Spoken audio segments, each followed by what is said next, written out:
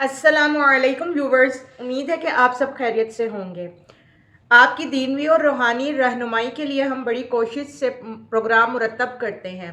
इसकी हौसला अफजाई और तरवीज के लिए ज़रूरी है कि आप भी इस चैनल को सब्सक्राइब, लाइक और शेयर ज़रूर करें और सदका जारिया में शामिल हो जाएं। तो आइए अपने प्रोग्राम का आगाज़ करते हैं। अस्सलाम वालेकुम डॉक्टर साहब। वालेकुम अस्सलाम वरहमतुल्लाहि वबरकातुहू। क्या हाल है आपका? अल्लाह का करम है, एहसान है बेटा। अच्छा डॉक्टर साहब, एक व्यूवर ने पूछा है कि इमरान खान जो कि कैदी नंबर 804 से मशहूर हो चुके हैं, लोग उन्हें आज़ादी और ज़मीर के अलावा नामूस रिसालत का कैदी भी कहते हैं। आप इसकी इस बारे में क्या राय है? बिस्मिल्लाहिर्रहमानिर्रहीम। अस्सलाम वालेकुम व्यूअर्स। इस सवाल में जो आपने बेटा मुझसे पूछा है, बहुत हद तक सच्चाई और सदाकत महसूस होती है। हर आदमी के पास अपने दलाइल होते हैं, और मुमकिन है कि जो हमारे पास शवाहिद हैं उसकी बुनियाद पर तो मुझे इनकी बात में बहुत हद तक सदाकत नज़र आती है। हाँ, अलबत्ता एक बात जो इमरान खान पे एतराज़ किया जाता है अमूमी तौर पर, वो ये है कि उनको एस्टेब्लिशमेंट लेकर आई थी और वो तो मैसेज में शायद इतने मकबूल नहीं थी। तो ये मैं समझता हूँ कि एक बहुत बड़ी हकीकत का इनकार है।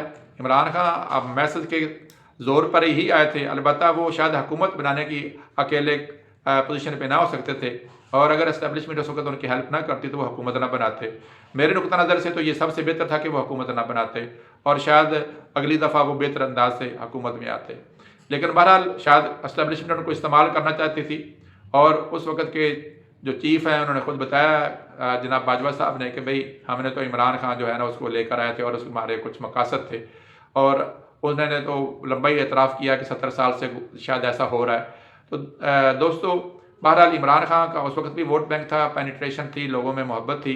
2013 में भी हम देखते हैं और 2018 में भी देखते हैं, और आज तो इमरान खान का तोती बोलता है। हर जगह पे जिधर भी जाएं इमरान खान ही इमरान खान, अल्लाह के फजल करम से।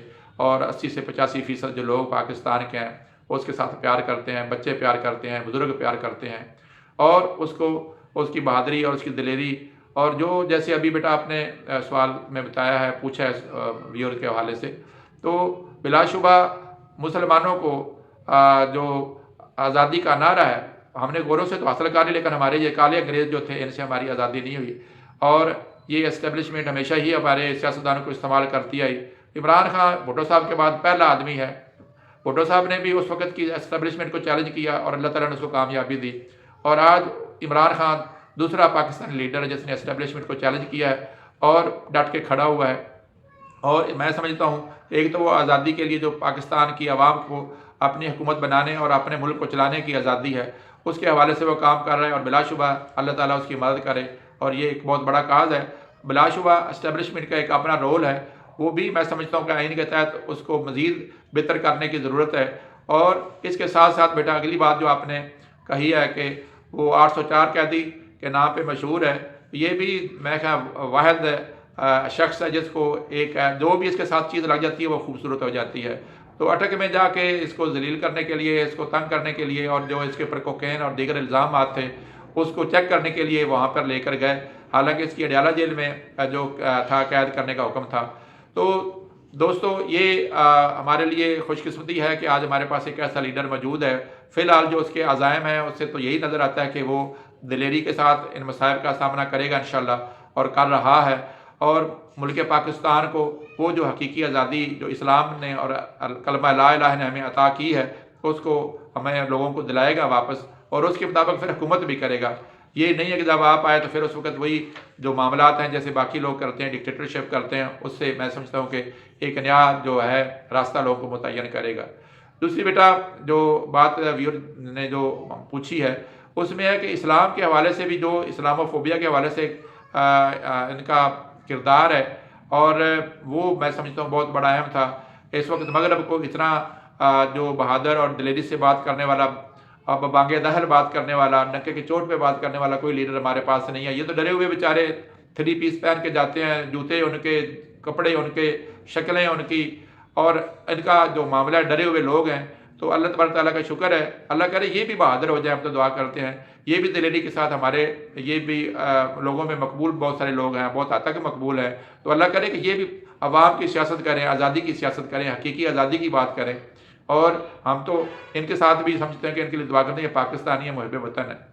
दूसरी चीज़ बेटा आपने कहा ज़मीर का, उस व्यूअर ने पूछा है, बिलाशुबा हमें अभी नज़र आता है कि अल्लाह ताला ने उसको जो कुछ दिया था उसको कोई कमी नहीं थी। यूनिवर्सिटियाँ बनाई, इदारे बनाए, हॉस्पिटल बनाए, लोगों की फलाह के लिए काम किया, तो उसके लिए तो वही काम काफ़ी था अगर वो करता रहता।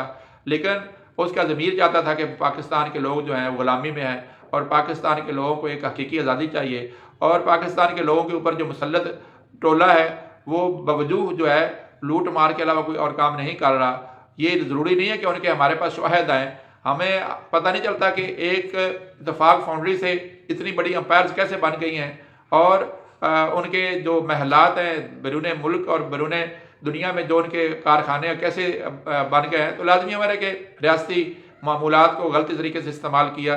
तो इसलिए बेटा ये बात बिल्कुल दुरुस्त है कि जनाब इमरान खान जो हैं वो ज़मीर के भी कैदी हैं, जो उनका ज़मीर कहता है उसके डट गए हैं। उसके लिए अगर वो ज़रा भी कंप्रोमाइज़ कर लेते तो ये एस्टेब्लिशमेंट इनको बाहर भेज देती और वो अपने आप अपनी आराम की ज़िंदगी बसर करते, जैसे जनाब मियाँ नवाज़ शरीफ साहब और उनकी फैमिली ने, जैसे मुशर्रफ के दौर में भी उन्होंने सब कंप्रोमाइज़ किया और फिर डील करके चले गए और फिर वापस आ गए।